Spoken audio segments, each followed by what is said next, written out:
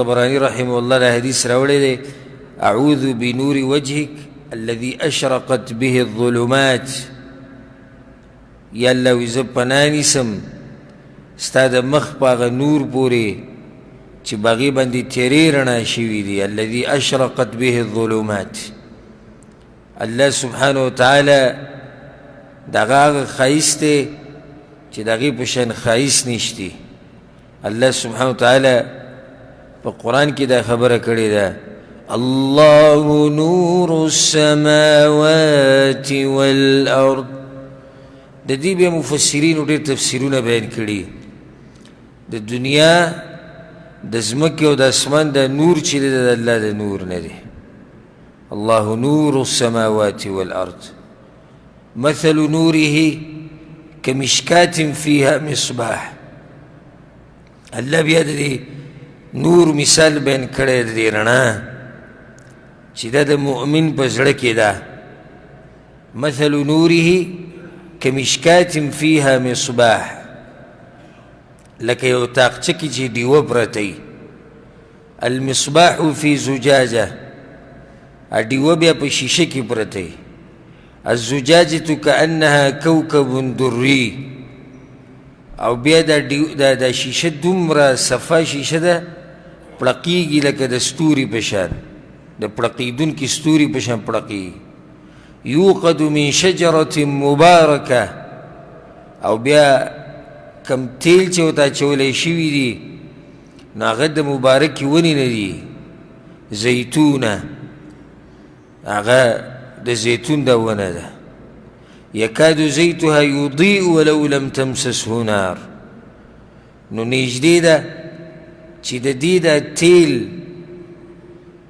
اور بلکې یا رڼا شي بغیر د دې نه چې اور ورته ورسي هغه تیل په خپله دومره پړقېږي نو څه ناشنا مثال دی تاقچه ده او په تاقچه کې ډیوه ده او ډیوه په شیشه کې ده او شیشه پړقېږي او بیا تیل د زیتون د ونې دي داسې صفا تیل دی یو داسې زیړ چې ته به بغیر د اور د لګېدو نه دا بلیږي ځکه الله څه وایي نور علی نور رڼا د پاسه د رڼا ده لکه یو رڼا خو دغه شوه نو بیا چې ورته اور ولګو بیا خو هغه بله رڼا ده نور علی نور رب العالمین هغه ښایست لري چې هغه د مخ د نور د لاسه د تیرې رڼا شوي دي د الله سبحانه وتعالی دا ښایست دا به مؤمنان ګوري په جنت کې راښکاره کېږي به خپلو ملګرو ته په جنت کې څنګه چې د هغه د شان سره ښایي او چې کله دا بدنونه د دې لایق شي چې دوی الله ته وګوري نو هله به الله ته بیا ګوري یعنې موسی علیه السلام تللی و د الله ملاقات له هلته د الله سره خبرې وکړي چې د الله سره خبرې وکړي وکلمه ربه قال رب أرني أنظر إليك يلا ما تزانو خيجتا وينما قال لن تراني الله تينا ما خد شرطم نشلي ذا بري دنياك ولكن انظر إلى الجبل نتبع دي غرت قورا فإن استقر مكانه فسوف تراني كدا غرب خپل ځای پاتې شو نو ته به ما وینې فلما تجلى ربه للجبل جعله دكا وخر موسى صعقا د الله د نور یو تجلی چې راښکاره شو دومره ښایست دی د الله د الله د نور یو تجلی چې راښکاره شو نو هغه ریزه ریزه شو او موسی علیه السلام بېهوشه پرېوتو ها بیا په آخرت کې په بدنونو کې د طاقت به رب العالمین اچوي بیا به ورته دا مخلوق ګوري په جنت کې څنګه چې د هغه د شان سره ښایي مشهور حدیث دی موږ یې بار بار وایو په صحیح مسلم کې شتي پیغمبر صلی الله علیه وسلم وایي اذا دخل اهل الجنة الجنة جنتیان چې کله جنت ته ننوځي الله به ورته وایي تریدون شیئا ازیدکم څه شی غواړې چې ډېرې درله درکړم؟ نو هغه ووایي یا الله الم تبیض وجوهنا، زمونږ مخونه یا الله ته سپین کړو، مونږ دې جنت ته ننویستو، مونږ دې د جهنم نه بچ کړو. نو بس الله سبحانه وتعالی به هغه پرده اوچته کړي، کومه پرده چې د دوی او د رب العالمین د مخ مبارک په منځ کې وه.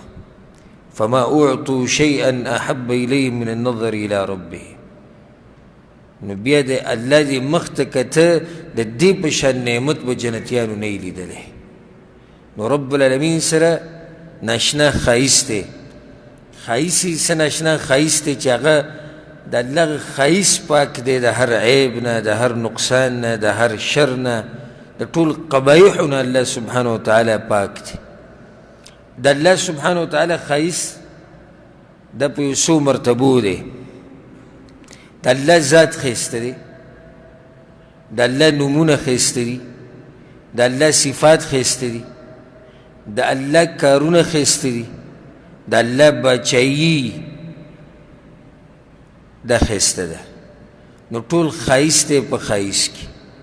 نومونه یې ښایسته دي، صفات یې ښایسته دي، ذات یې ښایسته دی، کارونه یې ښایسته دي، باچایي یې ښایسته ده د رب العالمین. نو ځکه د الله سبحانه وتعالی ښایست خوښ هم دی.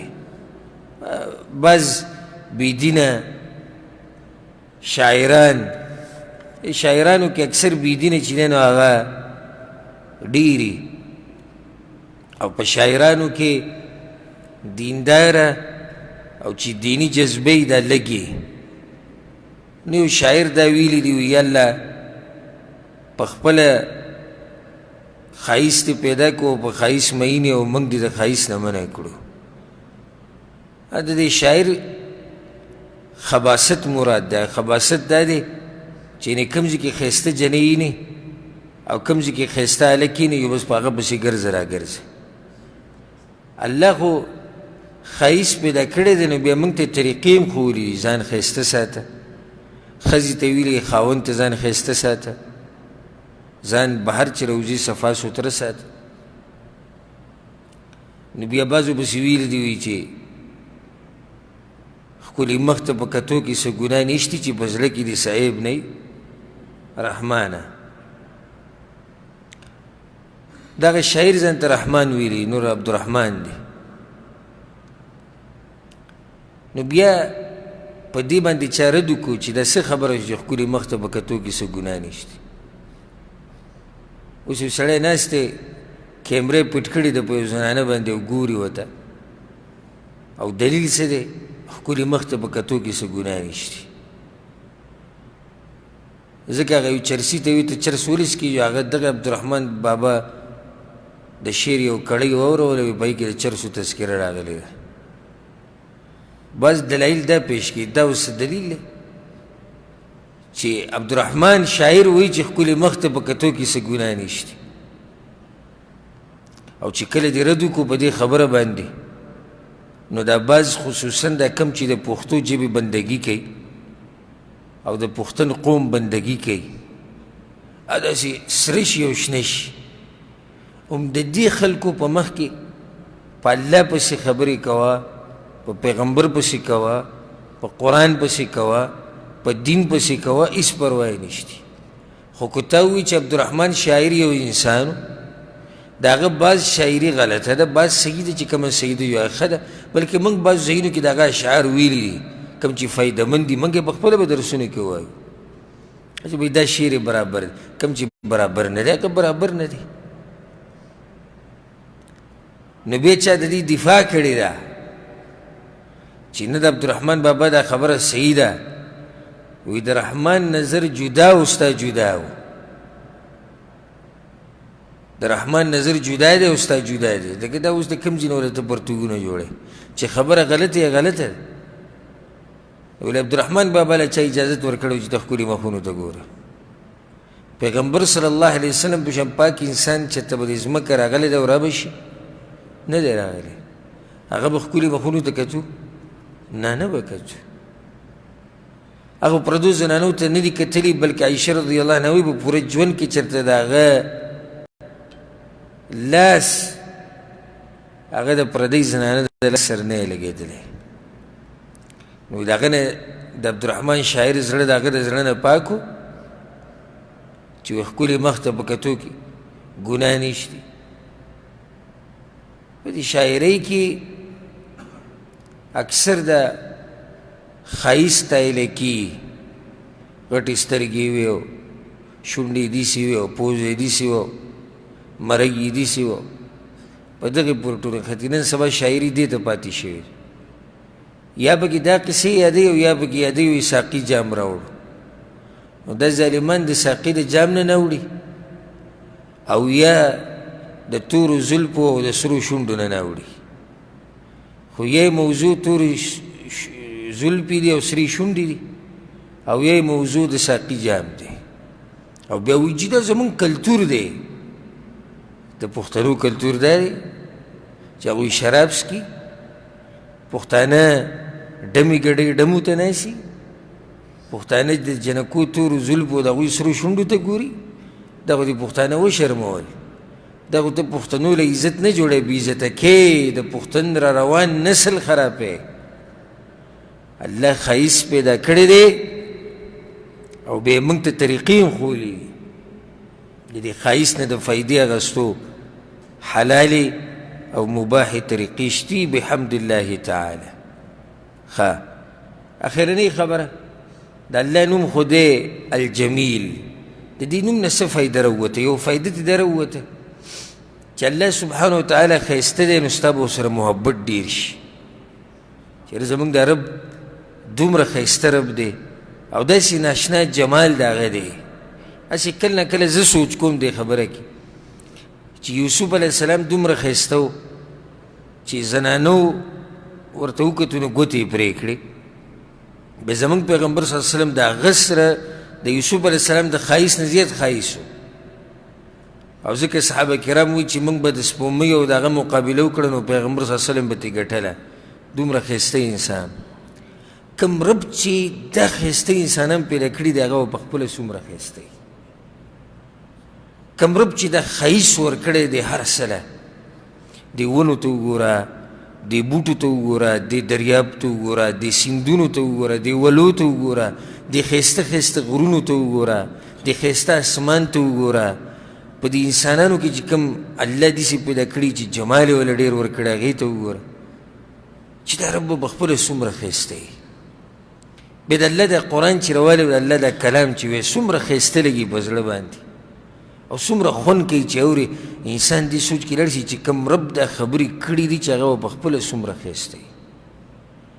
چې یوازې د هغه د خبرو دومره ښایست دی، د هغه د دین دومره ښایست دی، د دین څومره ښایسته دی نو چې دغه رب به پخپله څومره ښایسته وي.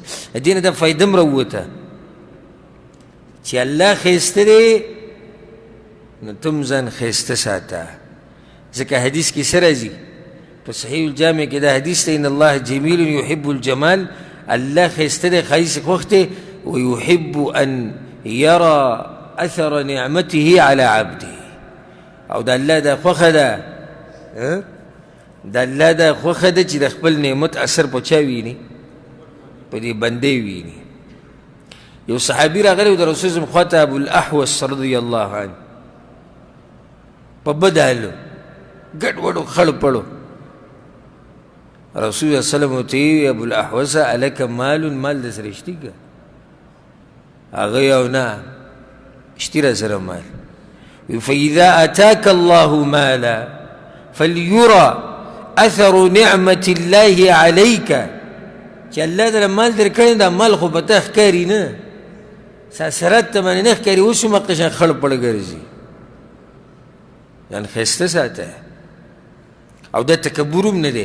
کله چې پیغمبر صلی الله علیه وسلم تکبر نه منع وکړه نو هغه یو صحابي راپاڅېد وویل یا رسول الله چې اوس د یو سړي دا خوښوي چې زما پیزار دې ښایسته وي، زما جامې دې ښایسته وي، دا هم تکبر دا وایي نه، دا تکبر نه دی.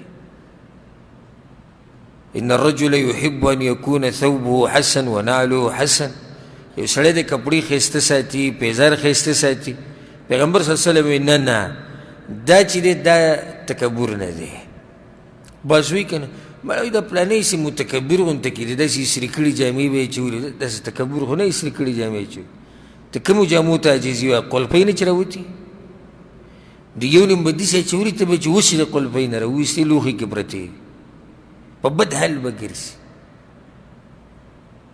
او په رشتکي پیزار به ورسره اچولي د ټکا به یې جوړه کړي پوندې به چودلي ګوته به کې پوره نه ننوځي ته به وایي چې یا الله د 500 ریال یو نوټ وایي چې دلی ورکړم چې تپوس وکړي نیم کلی دا غریب وي او په دې کوشش کې دی ګرځي چې دا نور نیم کلی څنګه والمه او څخه بین به ترې روانې او په دې جامو کې به یې د خولو کرښې کړي او په هغې کې به بیا منزل راشي جومات ته د بعض نیم ځای وینم که د دې کمیس نه یې ککری جوړ شوی سم وچ شوی د خولو د لاسه بیا چې ته د زړه وي روغ دی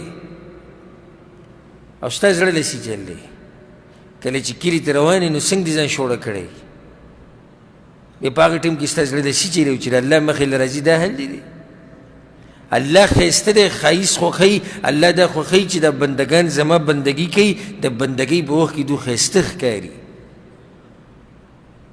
او کله چې د پاک لباس سره او د خوشبویانو سره عادت شوي که نه معمولي چې دی بیا کپړې څخه کېږي لکه په تا به داسې بوج غونته کېږي چې یاره سیچل دی چې لامبلي د بس د اوبو یې لري چې ورته په هفته کې یو پیر لامبي د جمعې په ورځ به دی لامبي په داسې علاقه کې په داسې ملک کې چې هلته د اوبو څه کمې نشته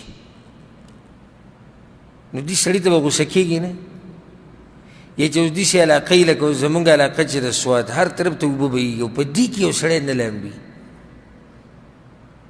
او چې ورسره ته میلاو شوې غریبي ده نو دا د څه شي غریبي ده چې په دې دومره اوبو کې ته پکې پاکېږي نه او د یو روپۍ ته صابون چکی نشي اخیستی او صابون ته نشي اخیستی چې کپړې پې وینځي ان الله جمیل یحب الجمال الله ښایسته دی ښایست خوښ دی لازم نه دی چې ستا کپړې به نه وي ته په مخه اچي صفا کپړې اچو مطلب مې دا دی یو نیم به په هفتو ګیره کې چې دی منګز نه وایي بل ورځ ما سره یو کس میلاو شو دکان ته ورغلی و نو یو راسره میلاو شو که د هغه ګیره تاسو لیدلی ما ته وایي شیخ صاحب یو تپوس درنه کومه ما یې څه یو یمني راته وایي چې لکه دا ګیره سیړونه داسې ووه چې برابر شي ما یمني تا ته ولې ویلي ته به رښتې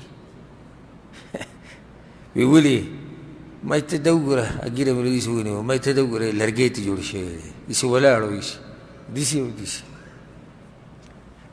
نو ما غریب سوچ کړی دی چې اوبه خو له تاسې هم نه وړلی صابون خو مې تاسې هم نه لګي خو دغه حال دی چې قینچي پسې راواله او کرب تې وباسه ولې مه وړکې ته دا وینځه شرطیان په ښایسته ګرم اوبو باندې وینځه صابون پې ووه او بیا ته دې له تیل ورکړې چې دا سیډونه دې بیا راوځي که نه راوځي نو ما ځکه یمني تا ته دا ویلي دي په دې کې د عمر بن خطاب رضی الله عنه واقعه که مشهوره واقعه یو ښځه پسې راغلې د خاوند نه طلاق اخلم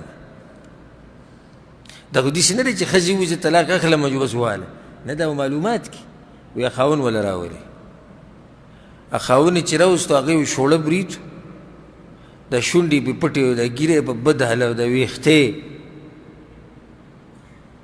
سړی ورسره کېناستی نه شو هغه ښه پوه شوم نایب پسې راوغوښتو وی دا ویښته وله سیټ کړو دا برید تې ټول ووه دا ګیره وله منګز کې بیا وله ښځه راوغوښته وی دغه دې خاوند دی که طلاق تېل هغه وی دا زما خاوند نه دی هغې خو خپل صاحب پېژندو چې هغه خو یې شوړه برید و په بد حال و ته خو هغه نه دی او ته دا دی خو موږ پکې دله کاروایي وکړه اوس یې غواړي که نه وي خوښ مې دی خوښ زما خپل خاوند خوښ دی ده سره زه ژوند تېروم ښایست به انسان ښایسته ښکاري ښځې ته به ښایسته یې ځکه ګوره عبدالله بن عباس رضی الله عنهما چې به کور ته ننوتو نو په دې ویښتو کې به لون لاس و ویښته به برابر کړو غټ ویښته به و د هغوی په دې ګیره کې به یې داسې لاس و شاګردانو دې به تپوس وکړو ته چې کور ته ننوځې ستا دا طریقه هغه ورته وایي زه چې کور ته ننوځم زما زړه دا غواړي چې ما ته یو ښایسته ښځه را مخامخ شي زما ښځه څومره ښایسته وي ځان یې سنبال کړی. نو دغه شان د هغې هم زړه غواړي چې د بهر نه زما د خاوند راځي او یو ښایسته سړی راښکاره شي. نو هغه ځوان به راننوځي په داسې حل به راننوځي چې تپوس یې مه کوه، او بیا راشي تپوس کوي وایي د ښځې را سره زړه نه لګي. شکر وباسه د یو نیم ته زه وګورم زه یم د ده ښځې له ایوارډ ورکول غواړي چې لا د ده سره ژوند تېروي او د ده سره سملي او د ده سره کیني. والله د ښځو له الله ډېر غټ صبر ورکړی، سړو کې دومره صبر نشته. سړي چې کله په خپله صفایي او ښایستهی او داسې زنانه سره واده وکړي چې هغه د ښایست خیال نه ساتي، بس بیا یې ځان خلاصوي. خو ښځه غریبه څه وکړي؟ بیا ناست دی ټول ژوند هغه ته تېر کړي او د هغه دغه بد حلي. داسې واقعات ماته ناشنا ناشنا معلوم دي، خو ما نه به دا وخت ټول په دې کې لاړ شي چې ما په خپله لیدلي چې دا خلک څه په بد حال ګرځي. سړی انسان ښایسته ګرځي، صفا کپړې، صفا پیزار، ښکلي ویښتو کې تیل لګول، ګیره کې تیل لګول، منګزولي کله نا کله، په دې باندې انسان ښایسته ښکاري. برید برابرول، خلکو ته به قدرمنې، ښځې ته به قدرمنې، بچو ته به قدرمنې. بل بچي ستا نه دا طریقه یې زده کوي. او د ټولو نه غټه خبره چې تا په ځان کې دا صفت راوستو د الله به هم خوښوي، ځکه چې د الله ښایست خوښ دی او الله هم دا غواړي چې د نعمتونو د اثر څه شي راښکاره شي په دې بندګانو باندې. الله دې موږ له توفیق راکړي. نو دا سویم نوم شو د الله، پنځلسم، شپاړسم، اوولسم او اتلسم نوم د الله القادر، القدیر، المقتدر. القادر، القدیر، المقتدر. دا درې نومونه د الله په یوه معنی سره دي، ځکه موږ کوم نومونه چې یو شی نه هغه موږ یو ځای ذکر کوو، کوم چې معنی یې وایي. القادر، القدیر، المقتدر. دلایل به پې وو، بیا مخکې خبره کوو په دې باندې. قادر باندې څه دی دلیل؟ قل هو القادر على أن يبعث عليكم عذابا. سورة الأنعام كده قل هو القادر. قدير سورة النساء كلا سوي فإن الله كان عفوا قديرا. قدير من الله. المقتدر سورة القمر كالله إن المتقين في جنات ونهر في مقعد صدق عند مليك مقتدر. مقتدر كم دي تاريخ سے؟ القادر، القدير، المقتدر. درې نومونه دي. د الله قدرت کامل قدرت دی، که معنی پرته چې الله طاقتور دی، دا په معنی د طاقت راځي. قادر په معنی زورور، لکه کله چې ابو مسعود رضی الله عنه، پس مسلم کې دا حدیث دی، کله چې ابو مسعود رضی الله عنه، یو ګوره عبدالله ابن مسعود دی، یو ابو مسعود دی. کله چې ابو مسعود رضی الله عنه خپل یو غلام وو او سپېړه ولا ورکړه، نو پیغمبر صلی الله علیه وسلم ورته وی ابو مسعود ان الله اقدر عليك منك على هذا الغلام. الله ګوره پتا باندې د دغه نه زیات هم زورور دی څومره چې ته په دې غلام باندې زورور یې او په دې هلک باندې زورور یې. بس بیا هغه آزاد کړو د الله دپاره. نو دې ځای کې اقدر په معنی د زورور راغی. نو الله قادر دی، قدیر دی، مقتدر دی، زورور دی. او المقدر للشی په معنی باندې هم راځي چې الله اندازه لګولې ده د هر شي. تقدیر مونږ وایو که نه، نو دا تقدیر دغه قادر ذات یې ښودی. نو په دوو معنو سره شو. یو معنی ده چې الله زورور دی او بله معنی څه شوه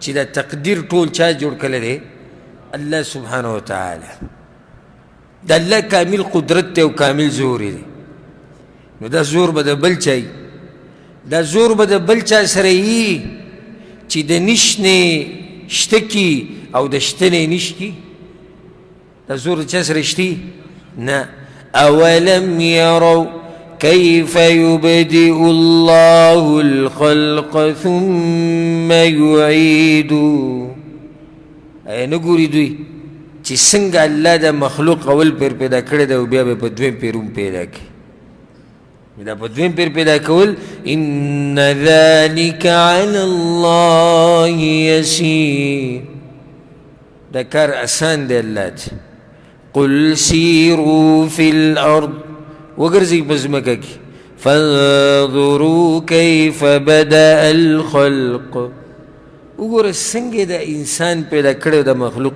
پیدا کړی دی وګوره ورته د همدغه قادر ذاتي کولی شي بل څوک یې نشي کولی د منۍ د یو قطرې نه پوره کامل انسان پیدا کول دا د الله نه علاوه د چا په وس کې شتي بیا څنګه زموږ د ژوند په مراحلو باندې تیر شوی دی خو د الله په زور باندې دلالت کوي دا ټولې خبرې کوي ثم الله ينشئ النشأة الآخرة او همدغه رب چې کله د انسان یي او مړ شي نشي بیا یې د دې مرګ نه بعد راپاڅوي ان الله على كل شيء قدير الله قادر دی په هر څه باندې الله خو داسې قادر دی او د الله خو داسې قدرت او زور دی سوی الله واذا قضى امرا او کله چې الله یو کار کول غواړي کنه فانما يقول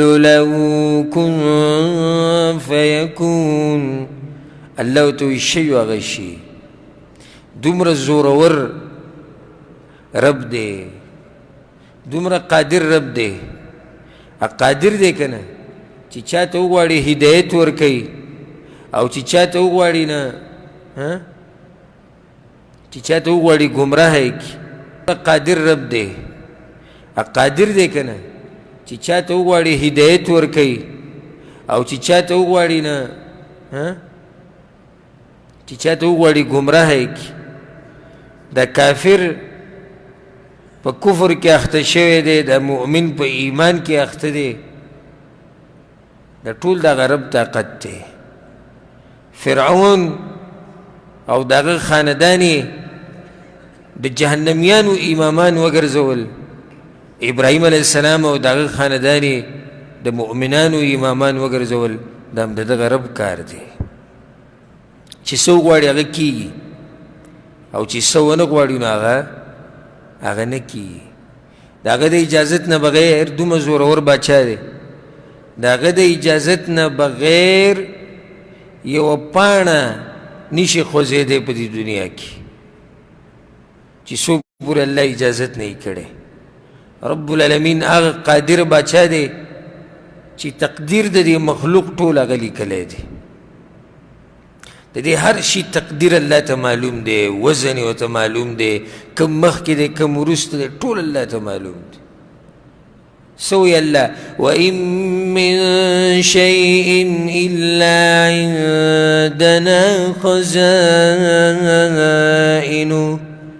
الله وی د هر شي خزانې ما سره شتي وما ننزل إلا بقدر معلوم او د هر شي الله وی زه په یو معلوم تقدیر او اندازې سره راکوزوم د هر شي اندازه چا لګولې ده الله لګولې ده صحیح مسلم کې دا حدیث دی پیغمبر صلی الله علیه وسلم وی كتب الله تعالى مقادير الخلائق قبل أن يخلق السماوات والأرض ب50,000 سنة الله د دې مخلوق دا تقدیر لیکلی دی د ځمکې او اسمان د پیدایش نه 50,000 کاله مخکې وكان عرشه على الماء او عرش الله په اوبو باندې رب العالمین هغه قادر ذات دی چې تقدیر د ذرې برابر تقدیر او د هر مخلوق تقدیر او اندازه د دغه رب لګولی دی. رب العالمین هغه قادر ذات دی چې بیل شي نه یو کوي، جدا جدا شي نه یو کولی شي، د دشمنانو په منځ کې محبت پیدا کولی شي. عسى الله أن يجعل بينكم وبين الذين عاديتم منهم مودة. الله وی کیدیش چې ستاسو د دشمنانو په منځ کې محبت پیدا شي، مطلب دا چې په دوی کې خلک اسلام قبول کړي. حدیث به وشي ویاو والله قدیر، او الله قادر دی په دې باندې، او داسې ډېر شوي دي که نه دي شوي. څومره دشمنان د اسلام چې هغوی به محبت کوو د اسلام سره، محبت به کوو د پیغمبر سره. دا زړونه چې اول جدا وو، دا یو کول د چا کار دی؟ د غرب کار دی.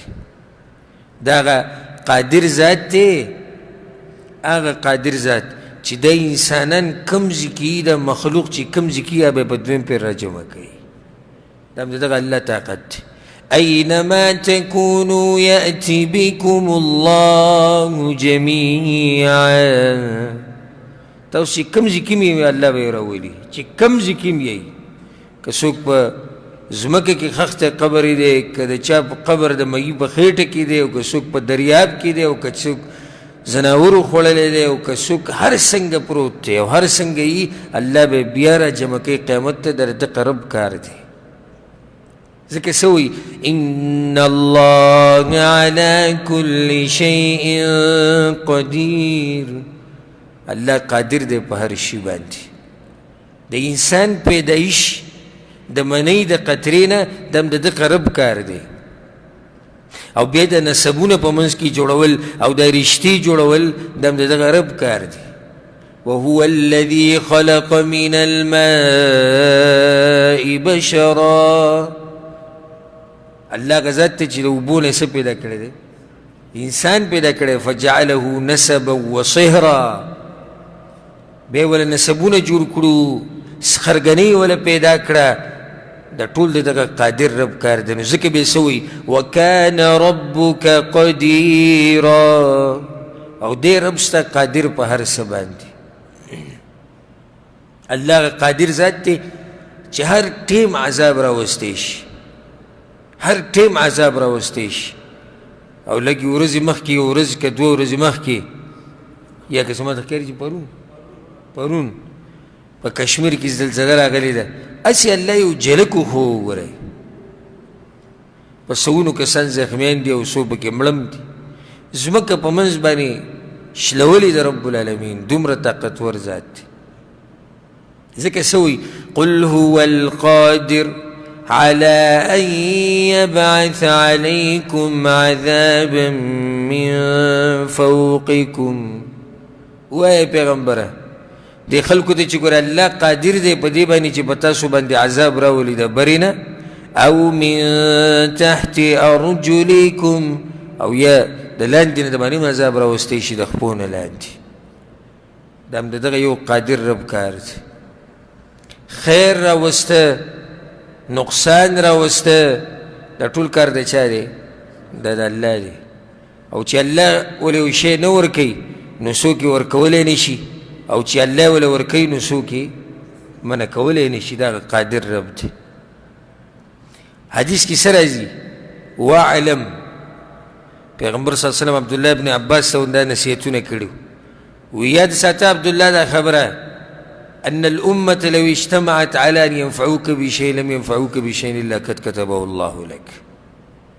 کدا ټول امت را جمع شي، ټول امت، او تعالی څه فایده در کول غواړي نو نشي در کولی مګر دومره فایده څومره چې چا لیکلي؟ الله لیکلي.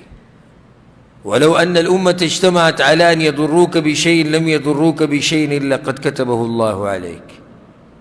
او کدا ټول امت را جمع شي چې تعالی څه نقصان درکړي نشي در کولی مګر دومره چې الله لیکلی. دا د قادر رب اختیار دی او د هغه د تقدیر خبره ده چې تقدیر کې څه لیکلي.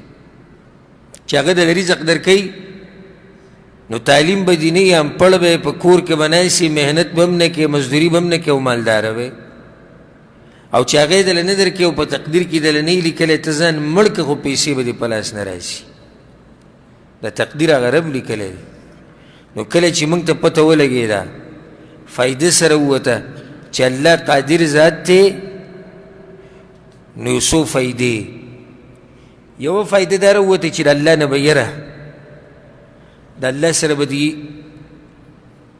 داسې رابطه پیدا شي چې په هغې کې به ته د الله نه یریږي ولې لکه د الله نه یریږي یره الله قادر بادشاه دی اوس به راباندې عذاب راولي الله قادر بادشاه دی ما به راونیسي بله فایده به دا راوځي چې کله ته د الله دا نومونه واورې القدیر القادر المقتدر نو رابطه به بیا د الله سره مضبوطه کړي ولې ځکه چې تا ته پته ولګېده چې الله زورور بادشاه دی هر څه کولی شي نو زما د مشکلات هم حل کولی شي الله حل کولی شي زمونږ د مشکلات کې نشي حل کولی عجیبه خبره ده په خوله باندې موږ ټول دقه وایو چې الله قادر دی په هر شي باندې وایو ورته نه چې الله زموږ دا مصیبت دی زموږ دا غم دی زموږ دا مسله ده په تهجد کې کله ته الله ته جړلی دی خپله مسله دی ورته بیان کړې تا کله الله ته په سجده کې جړلی دی خپله مسله دی بیان کړې نو الله قادر دی کله چې دا نومونه ته واوري نو بیا ورسره رابطه ښه مضبوطه کړه د هر څه دله حل کولی شي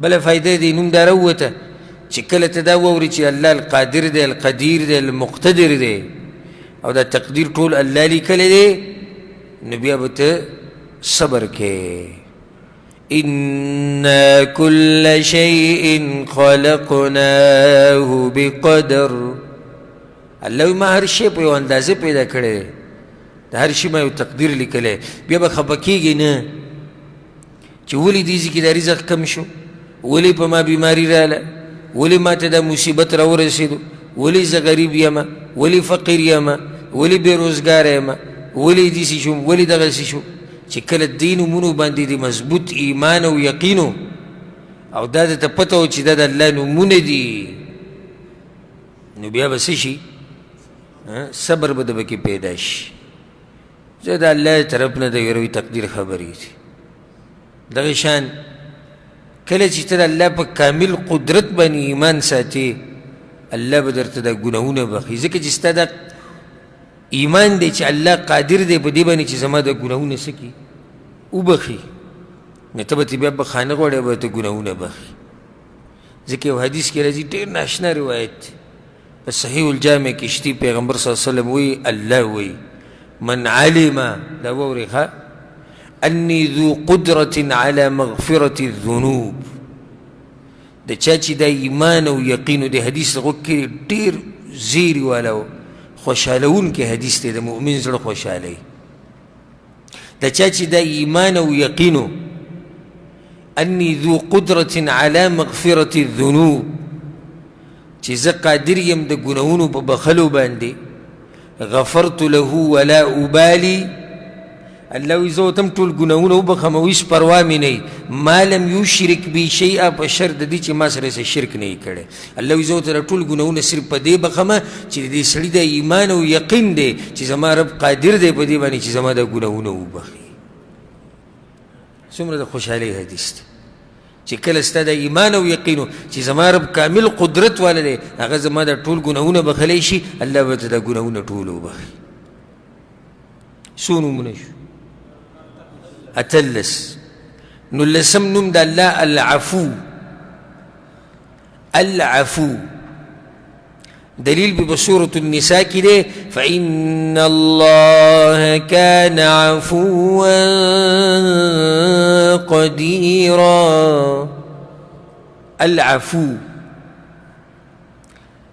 العفو ديت صيغه مبالغه ولكي په وزن د فعول چې په دې باندې علماو طالبان خپوي مطلب دا د کثیر العفو ډیر معافي کوونکی ذات او دا په ډیرو معنو سره راځي العفو دې ته یو څو معنی ذکر کوم اولنی په دې معنی سره راځي ګناه بخل او په هغې باندې سزا نه ورکول او دا ګناه بالکل ختمول. عرب وی کنه وی عفت الرياح الآثار، وی سلی هغه اثرات د قدمونو هغه ختم کړو، سلی اثرات د قدمونو څه کړو؟ ختم کړو. نو العفو الله هغه ذات دی چې د ګناهونو اثرات بخي او ختمی یې او بیا په دې باندې انسان له عذاب نه ورکوي. العفو په معنی د ډیروالي هم راځي. ويسألونك ماذا ينفقون، او تپوس کوي دوی ته نه چې کم مال صدقه کی، قل العفو ورته ووایه هغه زیاتي مال کم چې زیات دی د اصلي حاجاتو نه او د دې د خپل ضرورتو نه زیات دی، هغه دې څه کي؟ هغه دې ولګي خرچې دي کي. العفو په معنی د اسانتیا هم راځي. خذ العفو، الله پیغمبر صلی الله علیه وسلم ته وایي چې ای پیغمبره اسانتیا کوه د دې مخلوق سره. دغه شان العفو په معنی د ښایسته هم راځي او د ټولې خبرې په الله کې شته. څنګه الله عفو دی په معنی د دې چې ګناهونه بخي او بیا د دې ګناه هغه اثرات هم ختموي او بیا د انسان په دې باندې نه رانیسي بلکې د زړونو نه هم یېره کي. ولې؟ په دې یېره کې د دې زړونو نه هم د انسانانو د زړونو نه چې داسې نه د قیامت په ورځ به ورته رایادېږي نو بیا به دې دله څه خجالته شي. دومره مهربانه باچا دی. یمحو الله ما یشاء ویثبت، الله چې څه وغواړي ختموي او څه چې وغواړي هغه ساتي. په معنی د اسانتیا الله عفو دی، معامله د اسانتیا ده. دغه ټوله دغه ټوله معامله د اسانتیا ده. الله اکبر. ځکه ما تاسو ته دا خبره ذکر کړې وه چې سلفو په وخت کې یو عالم تقریر کو او د آخرت ته سختې بیانولې. نو یو بانډچي راپاڅېد او دی وی حساب کتاب به څوک کوي؟ هغه عالم ورته وایي الله به کوي، بس څادرې به وګواچوي چې الله یې کوي به یې بخلي وي. ولې؟ ځکه چې دغه بانډچي په دې نوم باندې ایمان و چې د الله یو نوم دی العفو. الله اسانتیا پیدا کوي. العفو په معنی د ډیروالي، العفو په معنی د ډیروالي. نو الله ډېر څه ورکوي. موږ معمولي غونته کې عبادت وکړو الله راله ډېر څه راکړي، بلکې هغه چا چې عبادتونه د سره کړي نه دي هغوی له هم ډېر څه ورکړي دي. کافرانو ته، مشرکانو ته، هندوانو ته هغوی له هم الله ډېر څه ورکړي دي. رب العالمین خو هغه عفو ذات دی، د هغه عفو خو ناشنا ده. فاولئک یبدل الله سیئاتهم حسنات، بلکې الله د بدیانې بدلوي په څه کې؟ په نیکیانې کې. دا د الله عفو ده. ښه که څوک دا تپوس وکړي چې یو موږ سره ټکی تېر شوی نوم د الله نوم غفور او غفار، مغفرت نه اخیستی شوی، او یو عفو شوه، نو په دې عفو کې او په دې مغفرت کې څه فرق دی؟ دا به ته زه ناشنا فایده ذکر کړم چې دا تاسو ته ډېر په مشکله به میلاوېدی که ځان نه پسې ګرځېدی او کېدای شي میلاو شوی درته هم نه وي. یعنې زړه کې خو دا راځي چې معنی یوه ده. عفو مطلب څه دی؟ معاف کول. او مغفرت مطلب څه دی؟ بخانه. دواړه په یو معنی دي. بیا دې کې فرق څه دی؟ د الله یو نوم دی الغفور، یو نوم دی العفو. العفو څه فرق دی په عفو او په مغفرت کې؟ نو فرق دا دی. عفو دا منفي الله کوي انسان ته چې کله انسان یو واجب کار پرېږدي، او مغفرت بخانه الله انسان ته کوي چې کله دا انسان یو ګناه وکړي. ورسېدی سلیم څه مطلب شي؟ عفو په هغه ځای کې استعمالېږي چې یو انسان، لکه مثال کې یو انسان مونږ به وایو چې زکات یې پرېښو، قصدن عمدن زکات پرېښو، مني چې واجب دی خو پرېښودو. او مغفرت په هغه ځای کې استعمالېږي چې یو انسان یو ناروا کار کړی، الله ورته وایي چې مې کوه هغه کړی، نو دا پکې یو باریک فرق ته یاد ساتئ. نو الله سبحانه وتعالی د انسانانو ته د کارونه هم اسان کړي دي، معامله یې ورسره هم د اسانتیا ده. الله سبحانه وتعالی عفو دی، د خپلو نیکانو خلکو ګناهونه بخي، د خپلو ملګرو ګناهونه بخي، د هغوی غلطیانې بخي. ولقد عفا عنکم، لکه الله صحابه کرامو ته وایي چې ما تاسو ته هغه غلطي د احد د غزا هغه معاف کړه. نو الله عفو دی په معنی د دې چې الله ډېر بخونکی دی، انسانانو د معافیا نه قبلوي. نو دې نه دا فایده راووته. فایده یې دا شوه چې د انسان په زړه کې د الله سره محبت ډېر شي. د انسان په زړه کې د الله سره څه ډېر شي؟ محبت ډېر شي چې زمونږ هغه رب دومره مهربانه رب دی، عفو دی، عفو کوي، هغه ګناهونه بخي، بدلی یې په نیکیانو سره بلکل یې ختموي، انسان پرې نه رانیسي، کار د اسانتیا جوړوي. هر کار یې موږ ته اسان کړی دی، هره لار یې موږ ته اسان کړې ده، د ژوند د تېرولو هغه لارې موږ ته ښوولې ده او هغه لارې راته بیا اسانې کړي. خو لویه فایده د دې نه دا راوځي، لویه چې الله خو معافي کوونکی ذات دی. نو چې د الله دا صفت دی نو ته هم په ځان کې دا صفت راولې. که تاسو ته دا یادوي ما د درس په اوله کې دا خبره کړې وه چې د رب العالمین دا خبره خوښه ده چې کم صفات په هغه کې وي چې دا په مخلوق کې هم راشي، الا بعض صفات او نومونه چې هغه الله سره څه دي، هغه الله سره خاص دي، د هغې راتله په انسانانو کې د انسانانو کمی دی. الله عفو دی. نو پکار دا دی چې ما او تا هم د ځان نه داسې انسانان جوړ کړو چې خلکو ته عفو کوو او د خلکو غلطیانې معاف کوو. الله سوی فمن عفا واصلح فاجره على الله، او چا چې معافي وکړه اجر یې په چا شو؟ اجر یې په الله شو. ګور اجر یې ښولی نه دی که د انسانانو سره اسانتیا وکوئ. څوک غلطي وکړي معافي ورته کوه، اجر دې په الله شو. هغه اجر څه دی؟ پته نشته. الله ته پته دی چې هغه به څومره ناشنا اجر وي. الله سبحانه وتعالی د مؤمنانو صفات ذکر کړي دي په سورة العمران کې.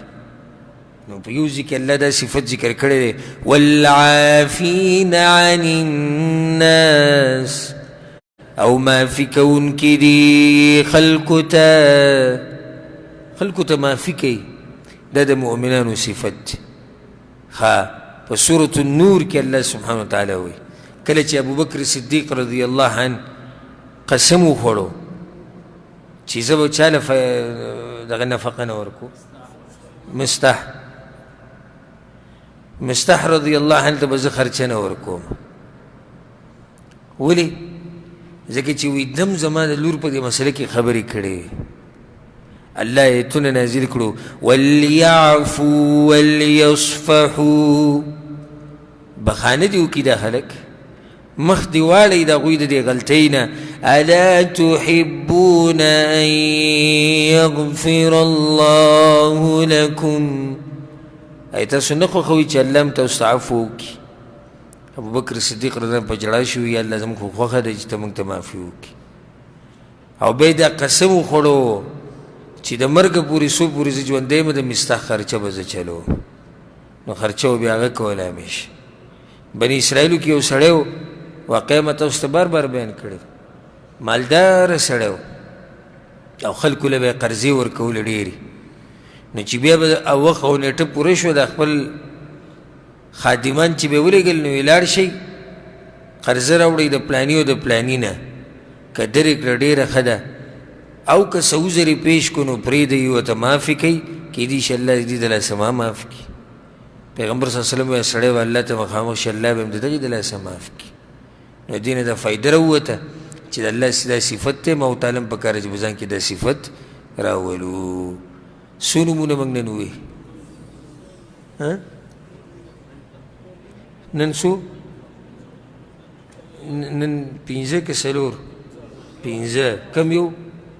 الجمیل، القادر، القدیر، المقتدر، العفو. او ټول څو دي؟ ټول 19 تا ته لیکلي دي تا لیکلي دي احمد شاه ویې وایه الله الرب الرحمن الرحيم الحي القيوم